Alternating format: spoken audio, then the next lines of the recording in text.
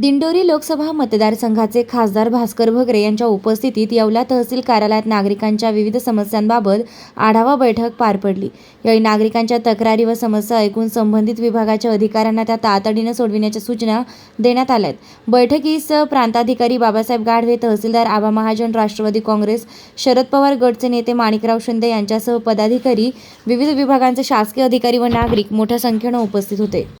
आज येवला तहसील कार्यालयामध्ये एक जे कामकाज चाललंय किंवा लोकांच्या ज्या अडीअडचणी आहेत त्या संदर्भामध्ये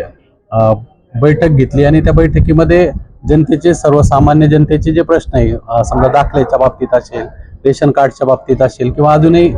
जे वेगवेगळे विषय आहेत, रस्त्याच्या अडचणी आहेत, तर त्या लोकांकडून घेऊन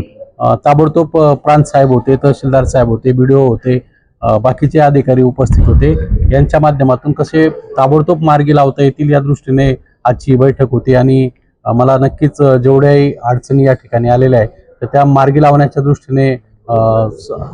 तहसीलदार साहेबांना, प्रांत साहेबांना किंवा BDO साहेबांना सूचना केलेल्या आहे आणि नक्कीच मार्गी लागतील असं वाटतंय। रेल्वे सल्लागार समितीचे योगेश सोनवणे जे आहेत त्यांनी पुणे अमरावती पुणे रेल्वे थांबवण्यासाठी बरेच प्रयत्न केले। आपण वरिष्ठ स्तरावर प्रयत्न करून थांबवा अशी मागणी पण केली, अद्याप थांबवण्यात आता 2 वर्षापासून रेल्वेने करोनाचं निमित्त केलंय आणि जेवढ्याही गाड्या करोनाच्या अगोदर मग येवला असेल, मनमाड असेल, नांदगाव असेल किंवा ज्याही लासलगाव आहे, निफाड आहे या ठिकाणी थांबत होत्या, त्या सगळ्या गाड्या आज थांबत नाही आणि जनतेची सातत्याने मागणी तीच आहे की ज्या करोनाच्या काळाच्या अगोदर ज्या गाड्या थांबत होत्या त्या गाड्यांना परत स्टॉपेजेस द्यावे। परंतु रेल्वेकडून, म्हणजे मी रेल्वे मंत्री असतील किंवा रेल्वे बोर्डाचे अध्यक्ष असतील यांच्याकडे सातत्याने किंवा आपल्या विभागाचे जनरल मॅनेजर असतील किंवा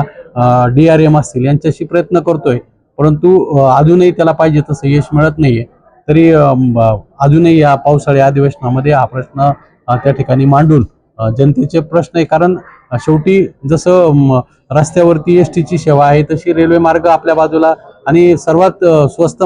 रेल्वेचा प्रवास आहे आणि त्यामुळे लोकांची साहजिकच अपेक्षा आहे की पूर्वीचे स्टॉपेजेस व्हावे आणि ती मागणी मी नक्कीच